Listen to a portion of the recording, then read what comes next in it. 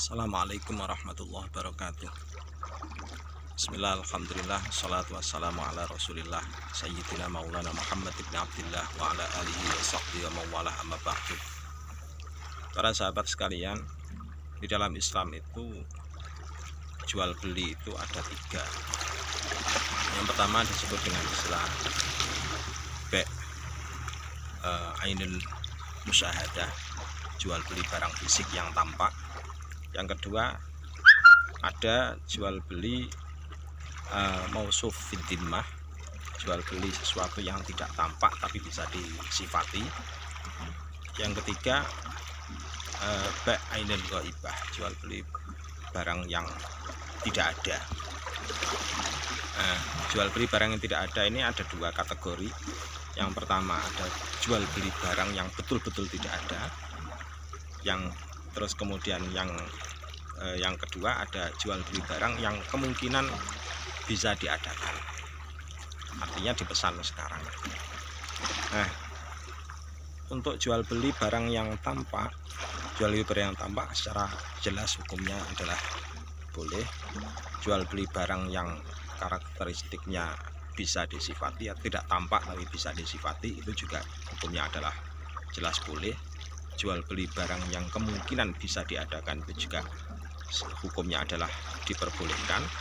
Kemudian jual beli barang gaib atau jual beli barang yang sifatnya tidak tampak itu, atau jual beli yang sifatnya tidak ada, sama sekali tidak ada barangnya, maka itu yang hukumnya adalah haram untuk dijual belikan.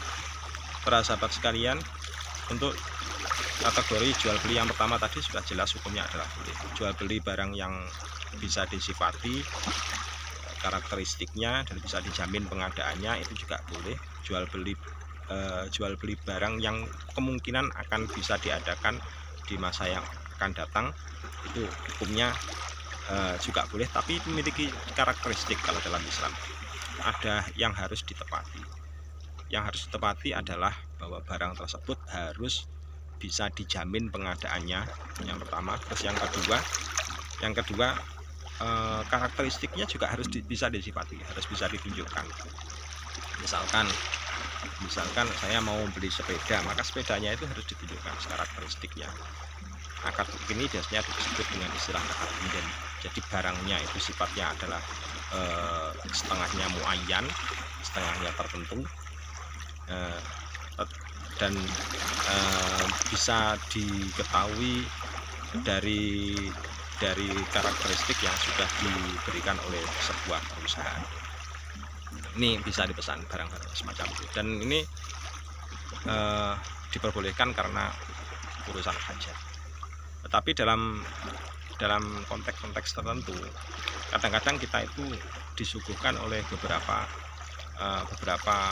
orang mungkin dari pihak agama lain, seperti kayak misalkan Bapak Effendi Johan Larasendu, yang dari pendeta yang dia berkecimpung di dunia fituh, itu mengatakan bahwasannya di sana dia itu menawarkan VP yang merupakan harta mondial, terus kemudian mengiming-imingi bahwasanya kelak fituh akan bangun big data.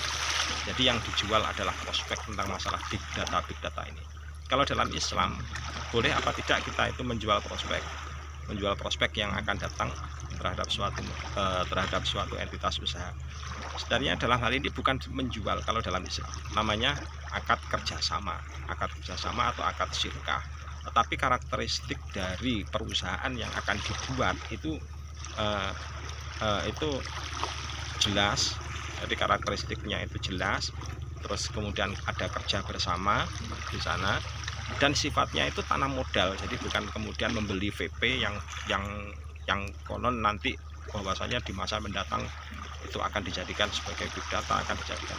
Nah, hal-hal yang semacam itu, hal-hal seperti kayak jual beli VP yang semacam ini, karena belum ada wujudnya dan wujudnya masih akan diwujudkan di masa yang mendatang, menandakan bahwasanya VP itu adalah sifatnya bersifat mondial.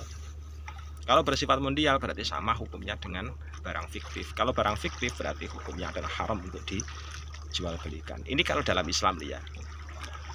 Kalau Anda mengikuti anjuran dari Bapak Effendi Laran Sendu, ya silahkan.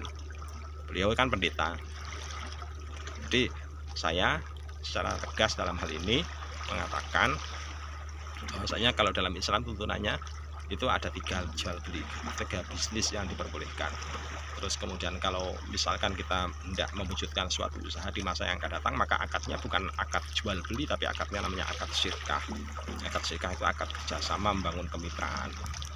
Jadi ada kerjasama tanam modal. Jadi ada tanam modalnya itu, sehingga jadi ada pengelolanya, ada kerja bersama, terus kemudian mendirikan sebuah usaha, mendirikan sebuah, misalkan kalau yang dijanjikan adalah big data, ya big data itu yang diorientasikan. Jadi ada tanam modal, ada penyerahan harta, terus dikumpulkan menjadi satu, kemudian langsung untuk digunakan membangun usaha. Itu namanya akad syirkah. Tapi kalau misalkan kok langsung menjual belikan VP, maka alamat itu adalah penipuan. Ini kalau dalam Islam. Jadi karakteristiknya dalam Islam itu sudah jelas, sistem bisnisnya sudah jelas. Jadi jangan pernah Anda itu dimotivasi oleh seorang psikolog yang memanfaatkan ilmunya itu untuk mempengaruhi dan menjerat mangsa-mangsamu. Assalamualaikum warahmatullahi wabarakatuh.